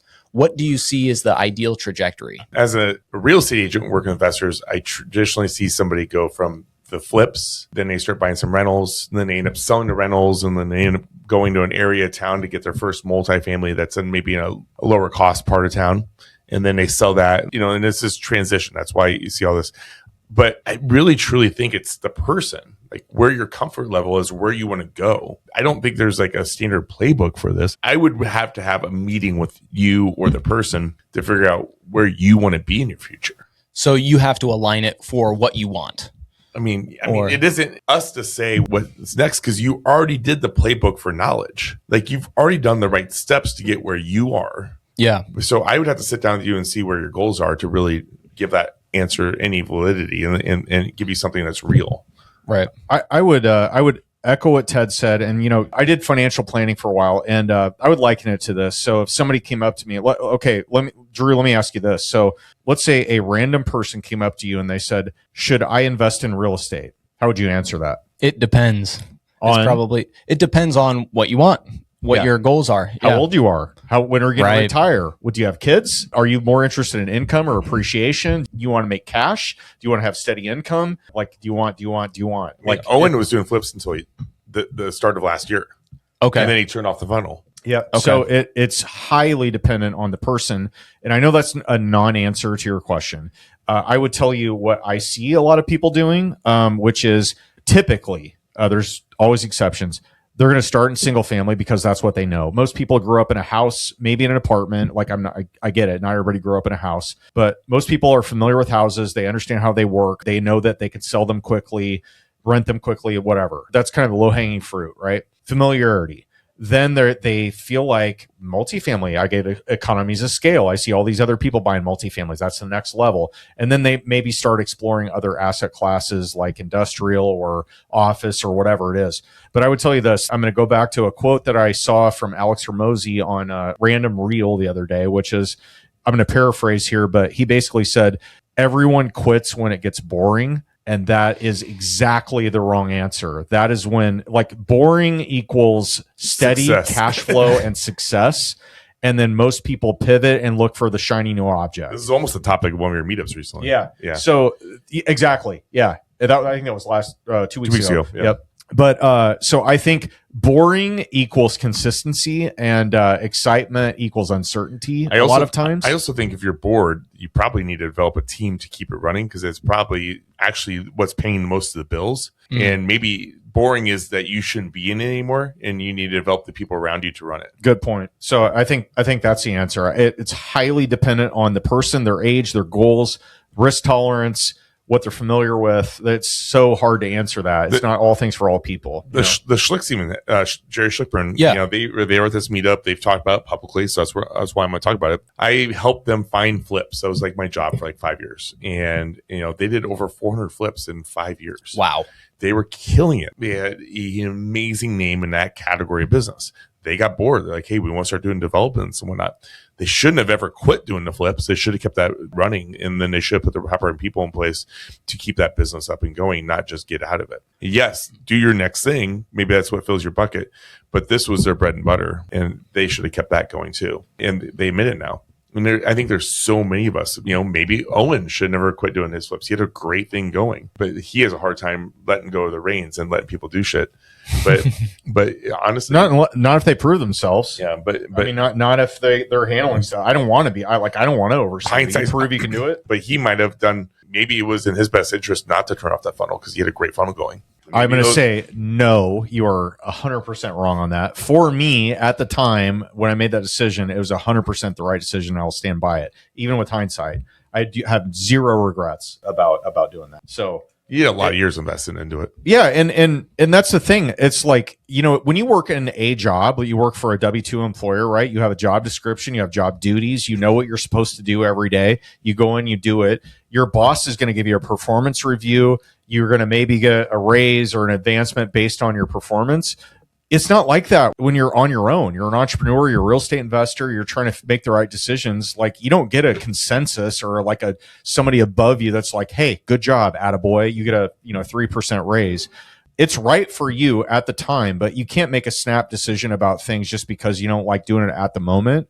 You got to zoom out a little bit and say, directionally, is this where I want to go with this? Am I a house flipper and am I going to continue doing 30, 40, 50 house flips a year? Or is this not fitting what my goals are and what my lifestyle requires and what I want to do? And that's where I was at. Like, I had two different businesses that were competing for my time. They were very, very involved, both of them. And I just said, this is not filling my void or my bucket anymore, doing those many transactions just to make cash. Like, right. I can figure that out in other ways and I don't need to do it anymore. So I appreciate you bringing that up as a point. I mean, but I'm just saying you don't know what your thought process is going to be a couple years. No, I have no idea. Yeah. I may want to dive back into it. Back to basics. That's all I was saying. Yeah. So no, good point. Cool. Well, before we move on to failing forward, any other questions that you?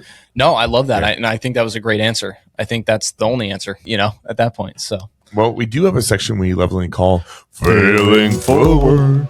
And this is something that's happened in your business life or your personal life that we would call a failure, but there was a learning lesson that came out of it that you never take back. Do you have an idea? Yeah. I mean, when I bought my first flip, I was working with a contractor on previous house hacks that I had to repair. And he was always great. He was always performed well. The finish was acceptable. But eventually, when I had this larger job, basically I gave this guy $10,000 up front. Was this your third project? Either third or fourth. With this guy. With this guy. Ted, what have I always said about this? I know. 3.5 projects with a contractor, you will find out who they really are. I will die on this hill. And I found out super quick into this project. And so he wanted a little bit of an advance. And so it wasn't anything, as far as the scope of the project goes, we probably spent $100,000. And so he wanted $10,000 up front. Since I had done projects with him in the past, I was like, okay, I'm going to make an exception this one time.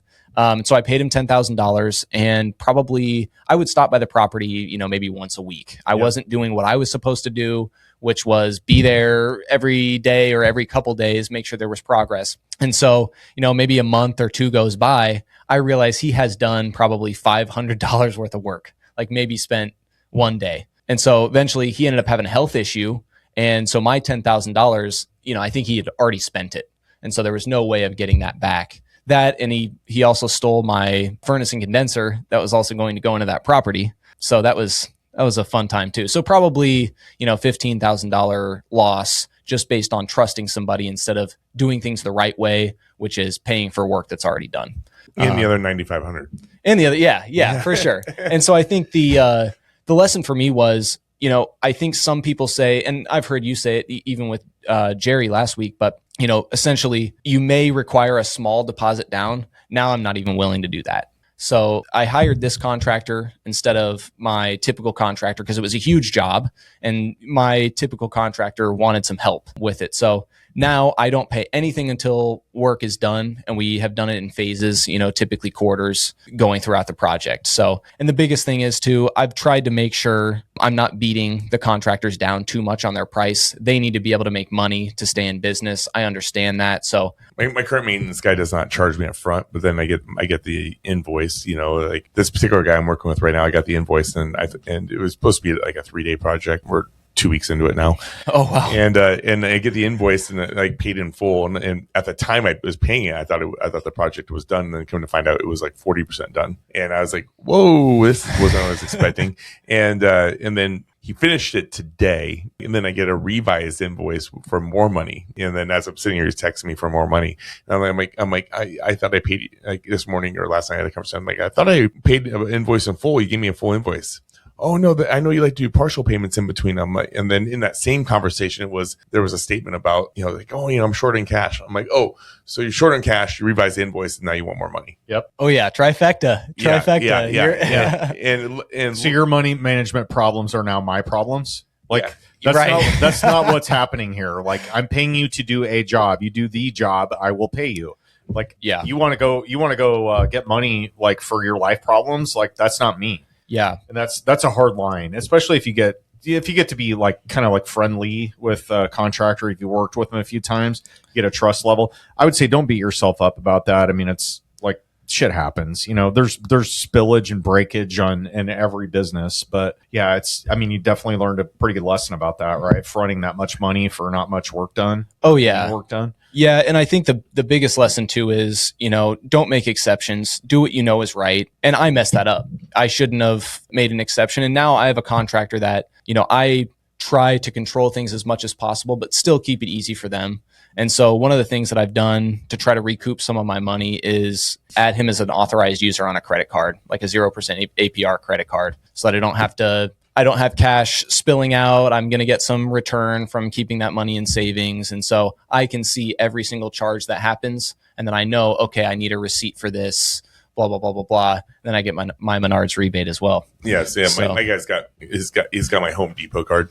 Oh, yeah. And then I get pretty substantial discounts because I'm a REIA member. So then I do see the transactions going through. That way I'm not dealing with having to pay the extra fee on the cards all the time. Right. And that works out just fine. And I'm tracking that pretty heavily. And I think for me, I have to track it heavily. So, I mean, good lesson learned. It sucks. At least it was only that amount of money. I know that's a lot of money, but like I've heard a lot worse stories too. So I'm in that worst story category. Yeah.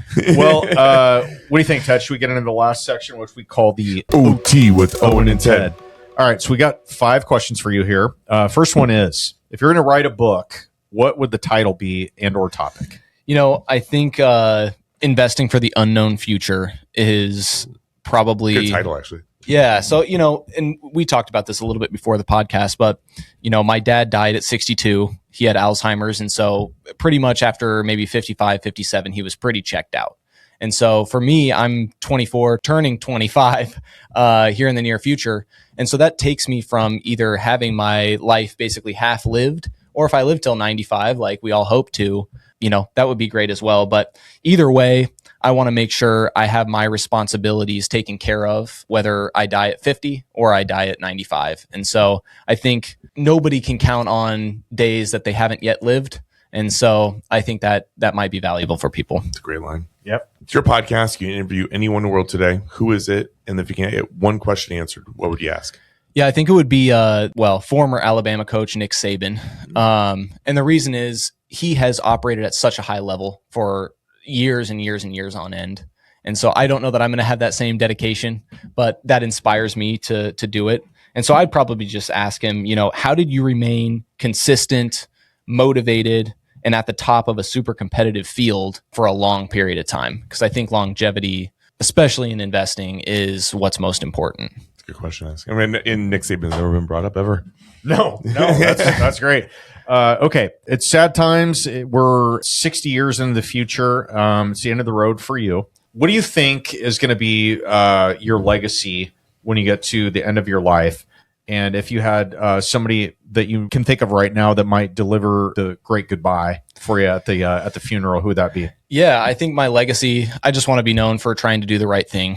Nothing more, nothing less. I think that's what it comes down to. And I want people to love me at the end of the day. And to deliver my eulogy, it would probably be my brother, because he knows all of my faults and all of my assets. And he'd probably say, he started off the first 20 years as an asshole, but he's gotten a little bit better since then. That's all I can hope for. That's a good send off. If you think about all the people in your life that have impacted you, which person was the biggest mentor in your life? And if they were standing across the table right now and you could speak to them directly, what would you say?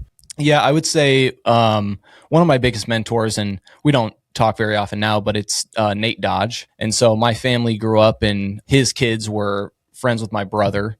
And so you see somebody that is doing a ton. I mean, he has tons of companies, one that operates globally and all that jazz, but still like is really committed to charity. I mean, last year we built 180 beds for people with no beds that are completely free. Oh, that's awesome. Yeah. And nothing, I was overlooking this. We took his parking lot over at NP Dodge, and there was probably 100 employees working on building these beds for kids in need, and that kind of filled my heart. And so I think he's a great example of somebody who keeps the main thing, which is not always making money, but still is very motivated, very honest, and does things with integrity. I think he's a great mentor, and he's also a super nice guy. So, well, maybe you can get him on the podcast. My mom works with him on a day-to-day basis, so we'll see. Yeah, I'll try. Love that connection. Yeah. That'd be a fun one. All right, last question for you. How can our listeners support you? What's the best way to reach out for you? Are you looking for anything in your business right now that somebody might be able to connect you with? Yeah, I think, if you're looking for a realtor that is investment minded, I can definitely help you out. Otherwise, I am looking for deals as of, will be probably early March. So if anybody has any good deals, I'd love to take a look at them. What's your buy box? It depends. I think anything under probably 300,000 that needs some work, I would be interested in taking a look at. Doesn't matter part of town. I would prefer to stay out of Northeast Omaha. But other than that, anything from a cosmetic rehab to a full gut renovation, I would love to do. I might actually have one with stock offline. Yeah, let's do it. I'll pass it on to you. Well, Drew, thank you so much for coming on. Aiden, thanks for setting us all up. Appreciate it. Aiden's been surprisingly quiet during this podcast. I thought you'd chime in a little bit, buddy. When you first met Aiden, did he always look so old? Aiden has a big face, is what I'll say. Face? A big face. Aiden has a big head. And so I think Aiden was always looked more mature than I've had a bigger head than my brothers. So what's your hat size? Extra large. Extra large. Okay, you don't have any fit, so you don't know the exact fit. Nah. Have you guys ever gone out to pick up girls and gone to the bar, and then Aiden ends up with the mom, and then you end up with the daughter? No, but that's not. You know what? You're giving us some ideas for this weekend, so I appreciate it, Ted. I think the play here is Aiden needs to go for the girls that have daddy issues. So that's the play. We can pivot. We can pivot. Yeah. Okay, so things that he's looking for a new lady. Yep. All right. Hit me up. They know a lot about you now. Oh, man. And what's in your bank account. Oh, man. Maybe I shouldn't have done this. Well, with that, Owen Dashner, see us out. On behalf of Aiden Bear, especially Aiden Bear, REIA Radio, and Ted Kaasch, I'm Owen Dashner, and you've been listening to Drew. Passion creates motivation through house hacks, rentals, and flips. And failing forwards, Tilgner, signing off.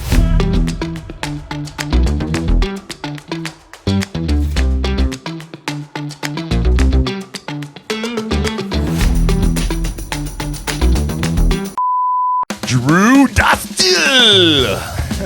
Okay. Because, his new name, That's a reaction. That's all we get. Love it. On behalf... God dang it. I had a good send-off for this. But, That's perfect. Okay, hang on. Radio edit. Sorry, George. What am I doing? I totally just brain farted. Okay. You haven't given him his tagline yet. Yeah. Just start over. I will. Hang on. Let me get my shit.